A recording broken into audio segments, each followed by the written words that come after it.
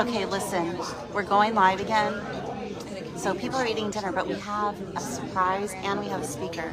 And there's a big surprise. The power of this group, you're about to hear, so stay tuned. Okay. Thanks a lot. Thank you. So, first of all, we have such an impactful group in this room. And it is all because of Dr. Tom. So can we just please give him a round of applause? Tom, this is for you.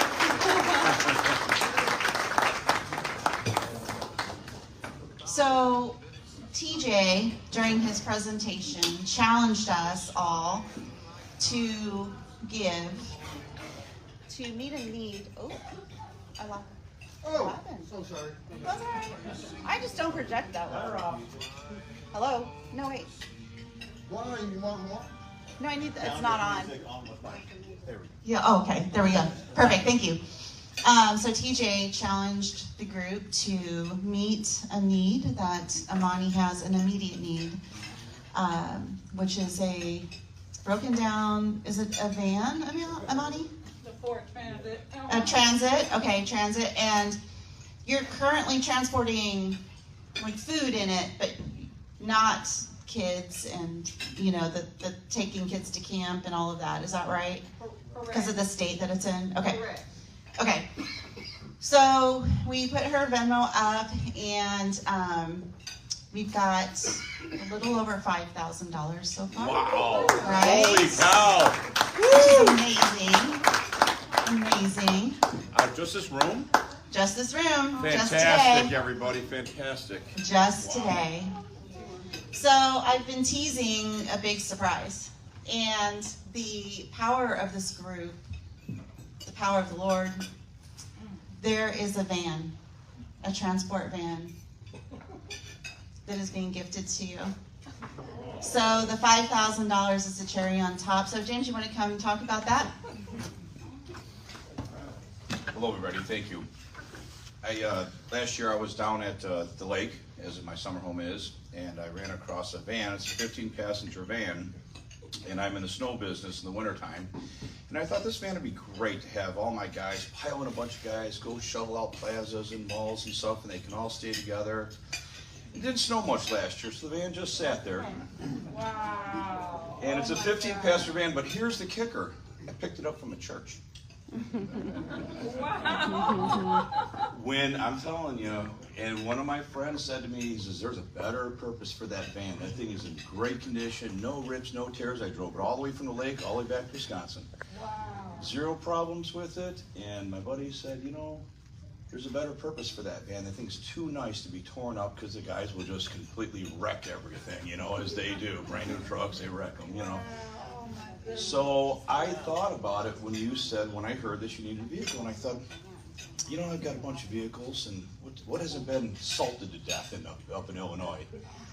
And I brought that van back there from there. It runs good. I drove it all the way. We put new battery in it, checked it over, and I want to give it to you, and it's got all the rows of seating in it. You can carry those kids. It's a 3,500. It's got a hitch on the back. You can load that puppy up with kids and food donations. Oh my God. You know, thank you. And I do want to thank you because you were one of the first people I met last year, and the name of my lake business is Be Lake Ready. We were talking, and you said, oh yeah, what's the name of your business? I said, Be Lake Ready. And you go, you want to be ready so you don't have to worry about getting ready. Yeah. And this woman has stuck with me. You know how sometimes people like you stick with me today, brother. And just sometimes things just stick with you. And I want to thank you because every day you come up in my mind, seriously. So we're going to have to get this thing back down to you. You're here in St. Louis. I'm going to run to Florida next week for those people who are in major problems. So we're going to run to Florida next week. A bunch of buddies and I, we're going to run down there. And when I get back, I'll have to get back up to Illinois, get that. I'll have to get with you and get it back down. But you're welcome. Put it to good use, girl. Thank you, everybody.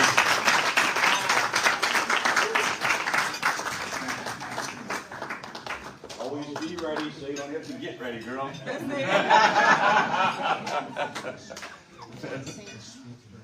I just want to say thank you so much. Oh my gosh. You know, you never know what's going to come if you just being your authentic self and just talking to people and just wanting to get to know people. People never forget. You landed in my heart from the first time you talked to me. I just thank God for just everything. There's a word, and I'll tell you what just came to my heart, that God will give you more than what you can ask, imagine, or think. Amen. I've been praying because I was like, Lord, I wanted to be here this year, and I just want just to feel love because I need it to be poured into. Because I do pour out a lot. Then I said, God, I just want to just sit and just absorb and learn and just feel the love.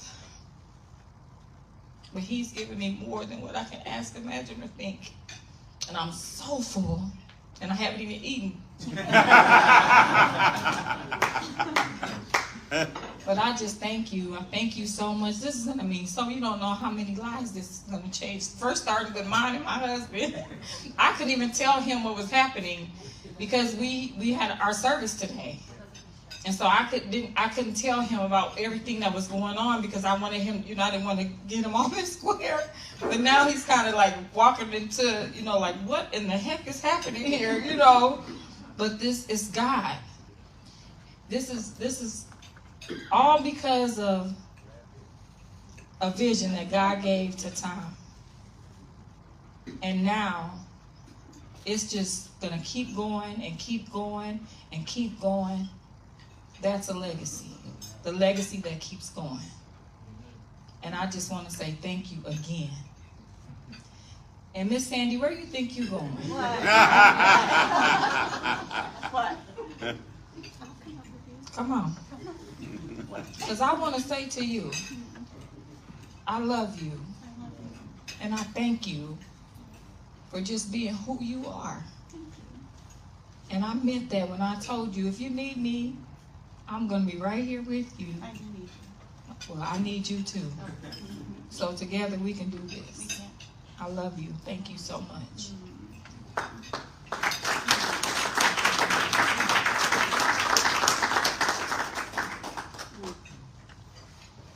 Special lady.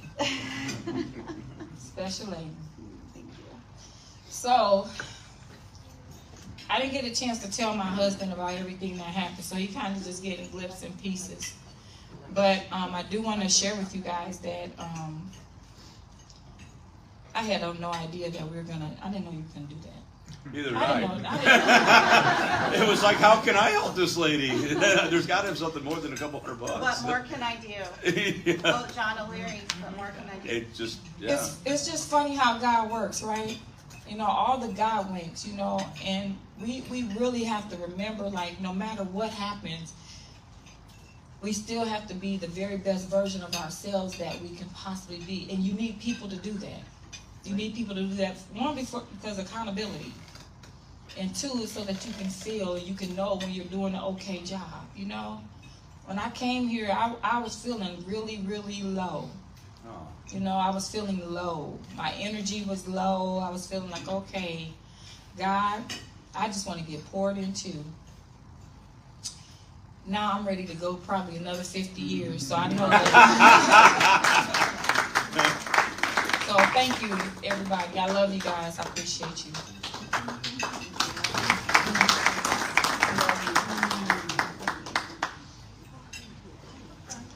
Okay. What an amazing surprise. I've got one more thing before it is from Kevin Monroe's presentation. And he's that all of you wrote to Dr. Tom Hill. And so I've got a pile in my hand. Some of them are sealed, some of them are not. And I've shared with his family what these are. So they are going to read them with Tom to ensure that he gets all of the messages that you've written. But I'm just going to share the one on top, Tom, because I'm standing here. I'm not going to read them all to you. They can do that, right? But I'll read one. Tom, having you as a mentor has been one of the great blessings of my life. Your impact and love is immeasurable. I love you and I honor you. I am truly grateful for you and your influence on me. Thank you, Brian Lund.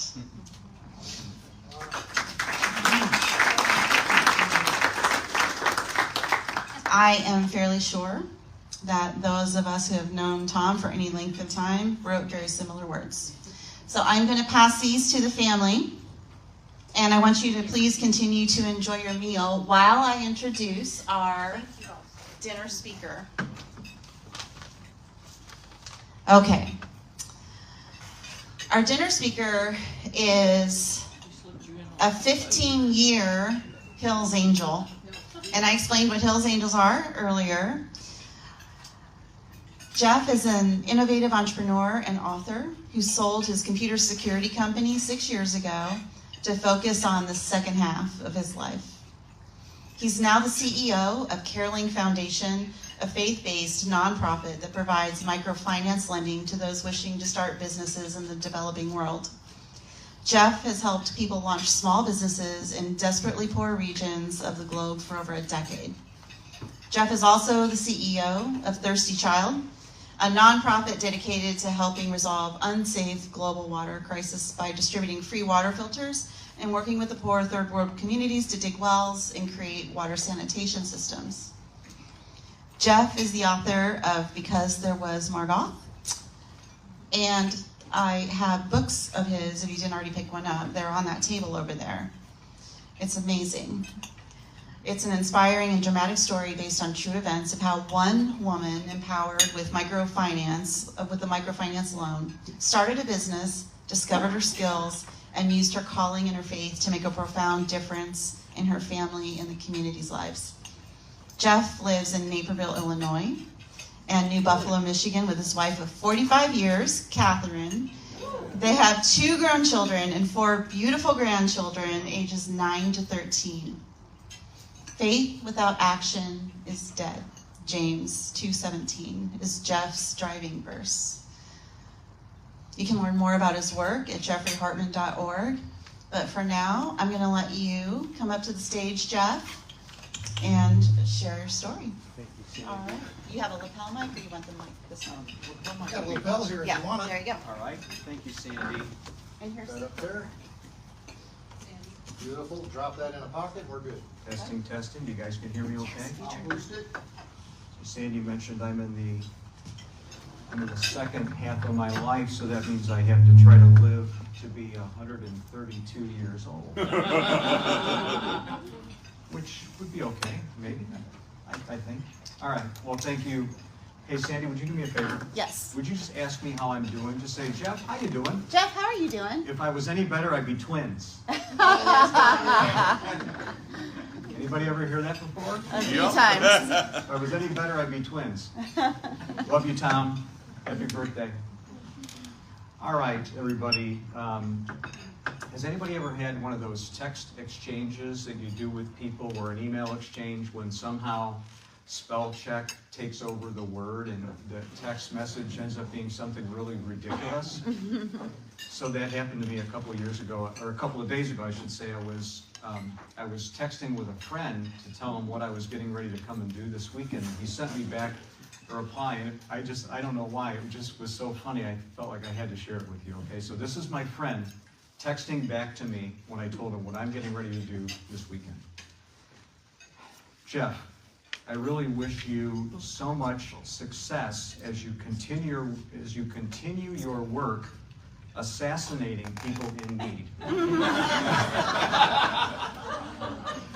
Well, he meant to say assisting, of course, but he said assassinating people in need. I don't know why. I've been laughing for like 2 days. My wife keeps looking at me in the kitchen. She's like, what are you laughing about? And I'm like, this text message. She's like, oh, stop already. Stop. All right. Well, I love being here. Thank you, Sandy, for inviting me and for your flexibility when I had to shift things around just a little bit. So thank you so much for that. And just hats off to you, girl. I mean, we wouldn't be here without you. So we just love you and thank you for doing this to keep this thing going.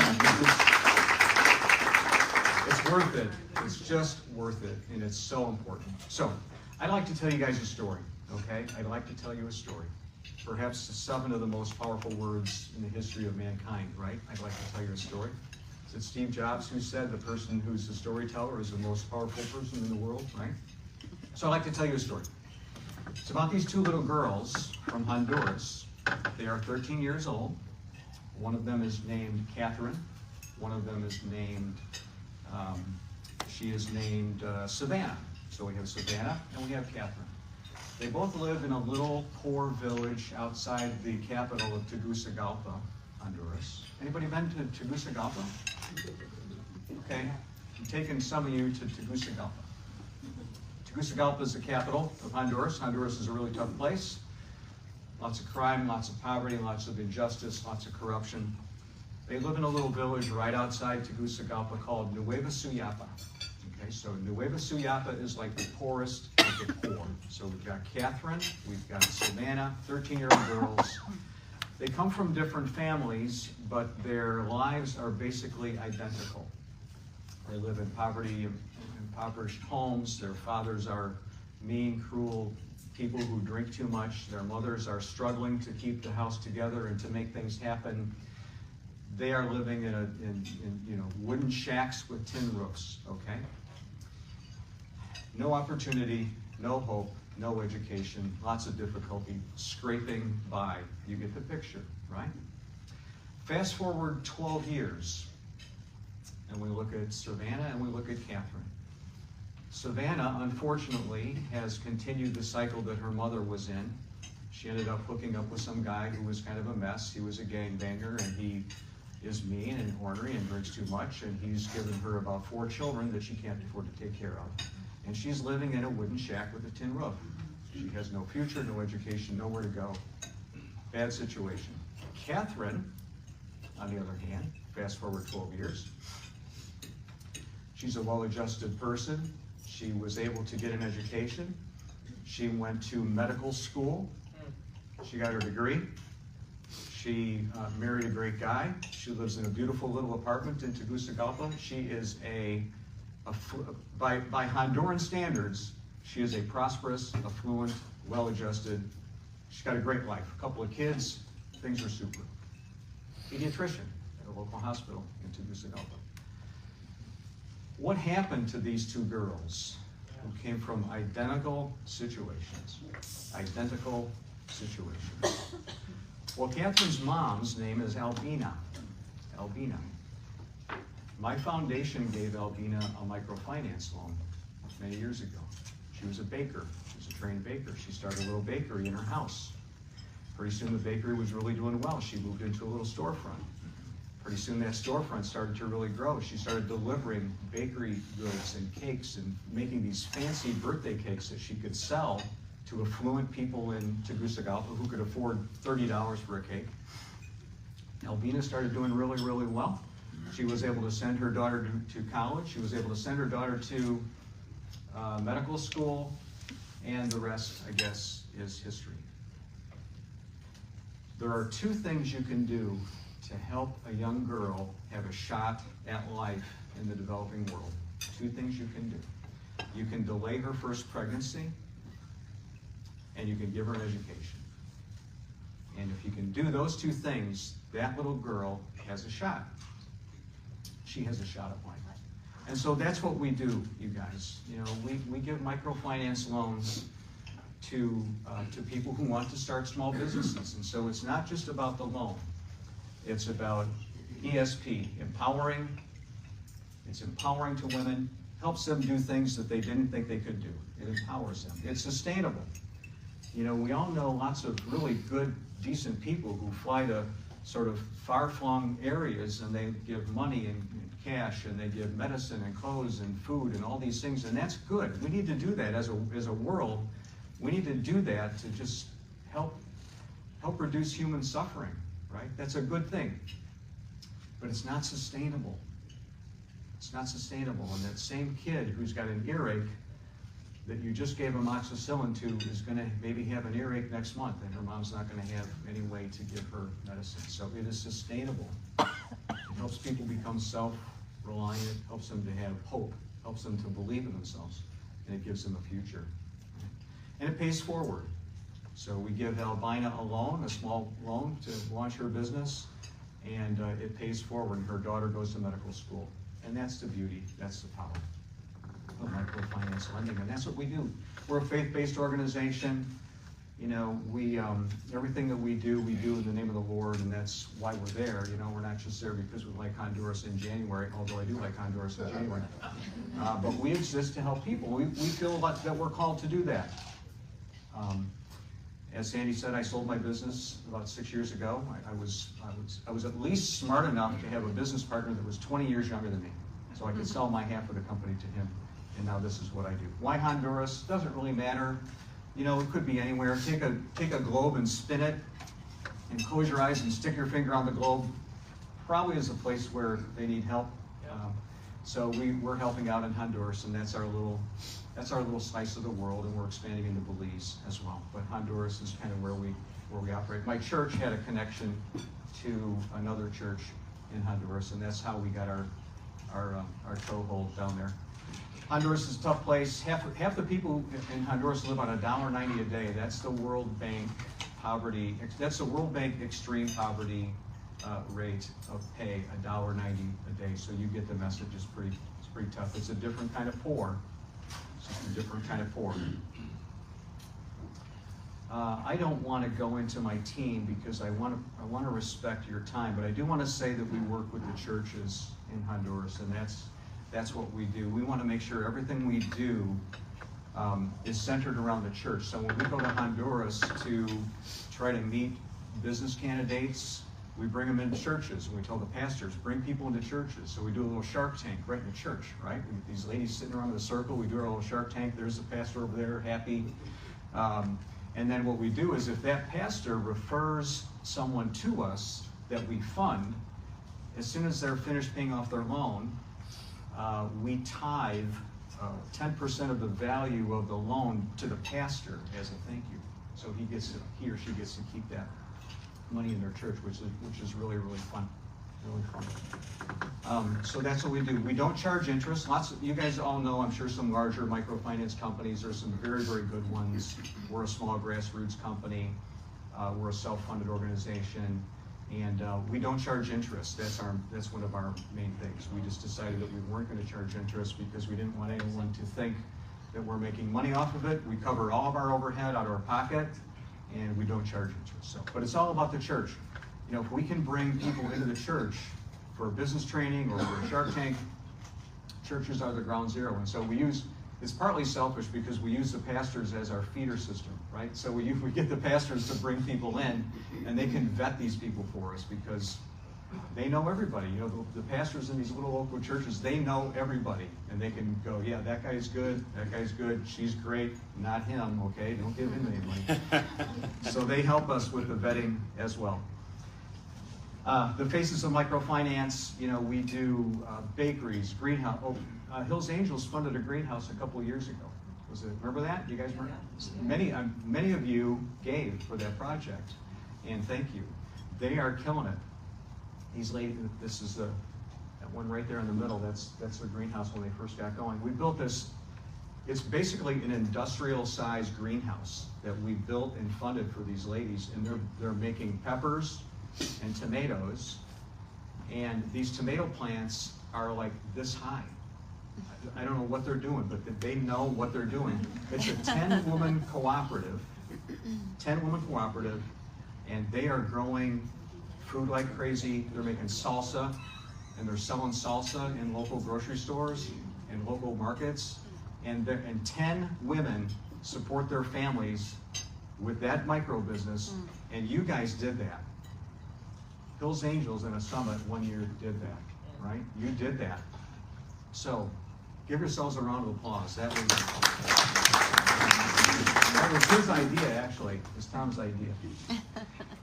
Anyway, Lots of different businesses. This is a gal that I thought was worth mentioning as well because she's really something special.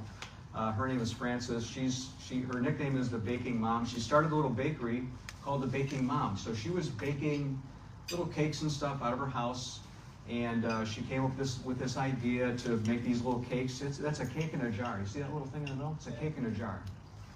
And she makes these things, and she was selling them out of her house. Then she got a little kiosk, and she got a second location. Then she went to the international airport and got a space at the airport. So she can charge like, $3 for these things in her neighborhood, and like $13 at the airport. Same overhead. So anyway, she's called the Baking Mom. One of her girlfriends called her one day and said, "Hey, how's the Baking Mom?" And she goes, "Hey, that's a great idea for a business name. I think I'll call my business the Baking Mom." So that's how she came up with her idea. Last year she got her MBA. Saved money, went to school, got her MBA. So we may be eating these cakes in the U.S. someday. I mean, this girl she's something. And she's the future of Honduras. And this is what we're trying to do. We see these photographs of Hondurans and others in Central America trying to get up here because they're trying to make a good life for themselves. A lot of them would rather stay because that's where their families are, and that's where their homes are, and that's where their life is, and their kids and their grandparents. Many of them would love to stay, but they don't have any opportunity. So, people like Frances, they can stay, right? They can stay and they can have a good life. All right, let's see if I can. This is a little video this is Frances, okay? CareLink Foundation really helped me to grow my business. And I'm really honored to be here because, as you said, the government here in Honduras doesn't provide conditions for us small business owners to grow. And I found the opportunity with CareLink. That's it. My business is called the Baking Mom. There's a story about it. My business started during 2020, during the pandemic. I quit my job in 1918. It was a good job, but I felt God's calling for me to become a businesswoman alongside my husband, and to just be under the design of God for families. I'm actually starting to make cakes in a jar. This is a business idea that in February next year we'll have 2 years. I prayed and God sent me this idea. I started baking banana bread, and one day a friend called me and said, "Hey, Baking Mom, how are you doing?" And I was like, "Oh, that's a real cool name." And there's a story in it because it's actually, I was full of fear on becoming a businesswoman, but God was calling me, and I was obeying. But it's not easy when you live in a country like Honduras. So I started doing this, and with my faith, and God has shown me how He has been along the way with me during this process. And even I can tell you, when the CareLink Foundation sent me this opportunity, I was amazed. Because yes, I was working at my small apartment, and I needed capital to buy new equipment to grow my business. Now I am off that small business, that small apartment. I'm at a bigger house, which is part of what the business has done in our family, because it helps with our family expenses, really.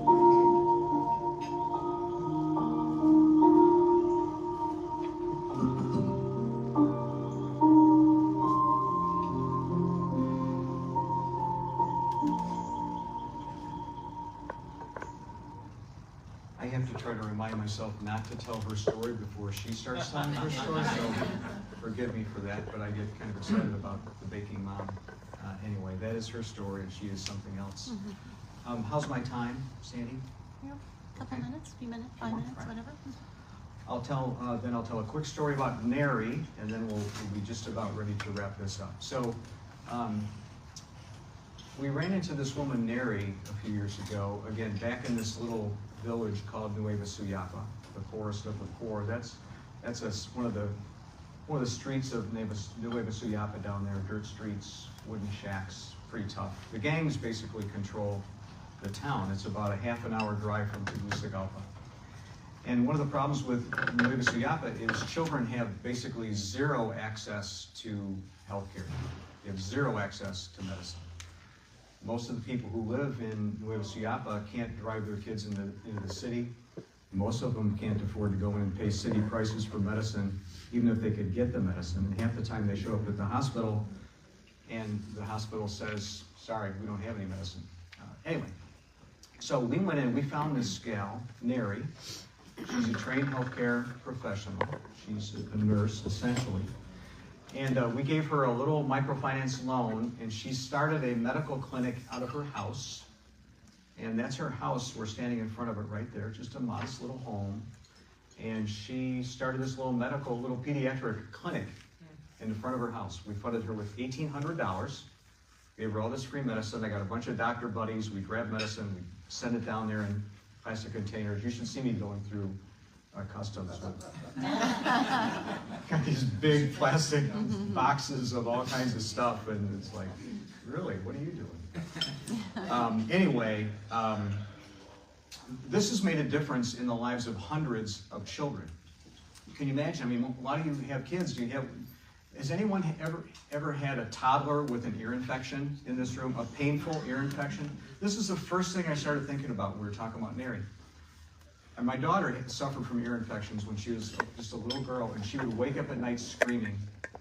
And thank God, literally thank God, we could put her in a car and drive her to the ER and get her, medicine.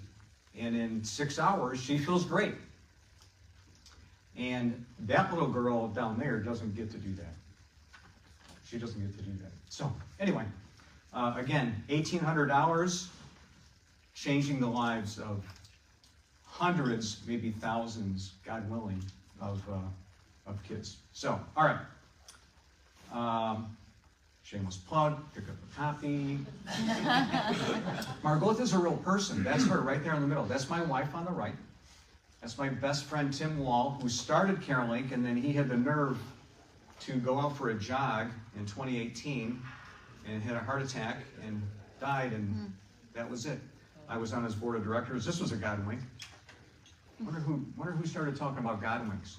This was a God wink, Tom. My best friend, who was the founder of CareLink, goes out for a run in November of 2018. I'm selling my business in December of 2018. I'm on his board of directors. I was an active member of the board. He goes for a jog. He dies.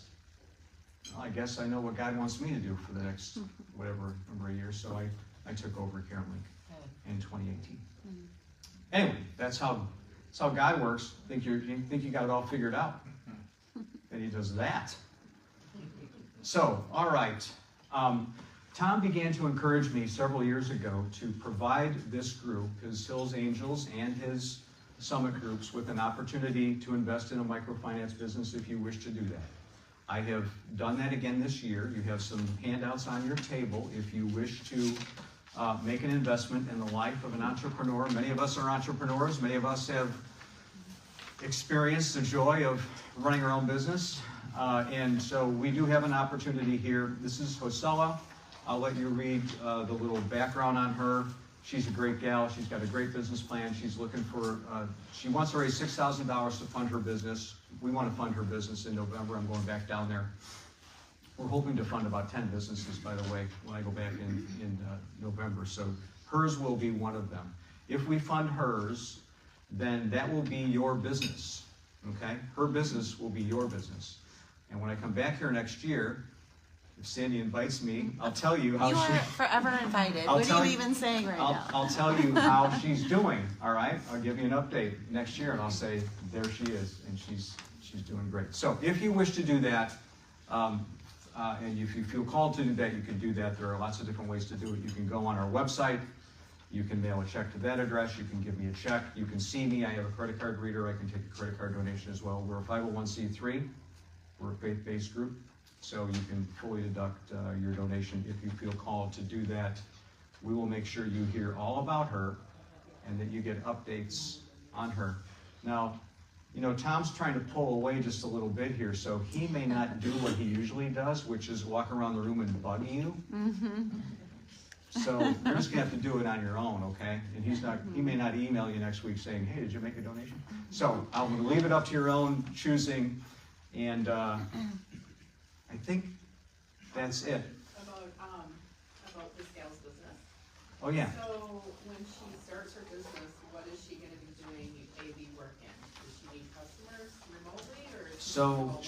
she's been she's gonna do it in Tegucigalpa to nonprofit organizations, NGOs that go down there and want to do good work and help people. Her specialty is NGOs, so she works part-time at a big megachurch down there, and her megachurch is going to be her first customer.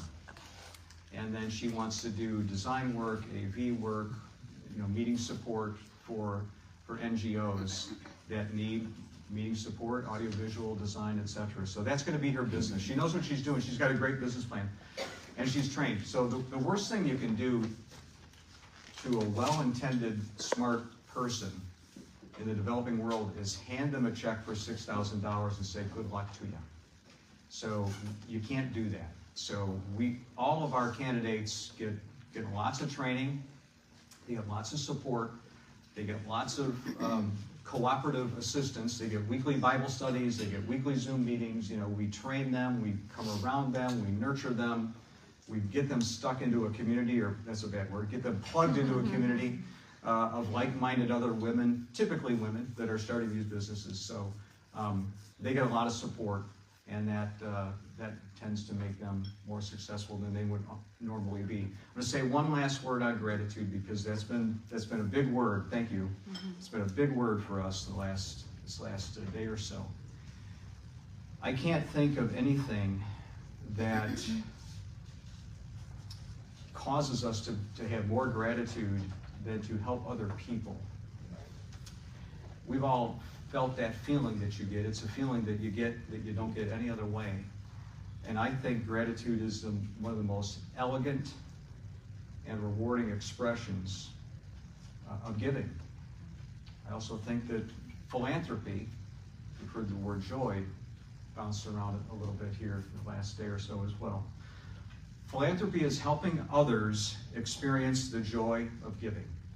So think about that as well. And I will say goodbye to you and thank you. And I'm here if you have any questions afterwards, but I want to respect your time. Okay?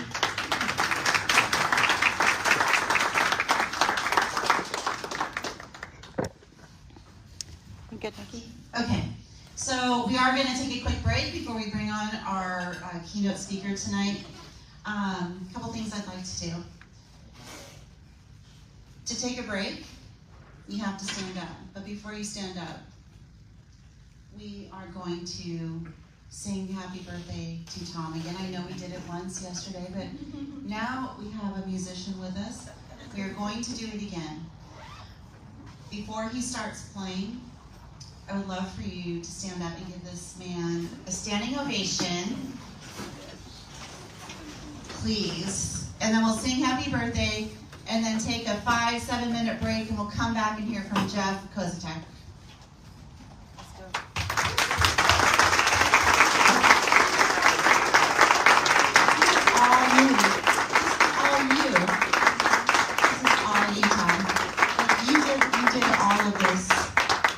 You know that?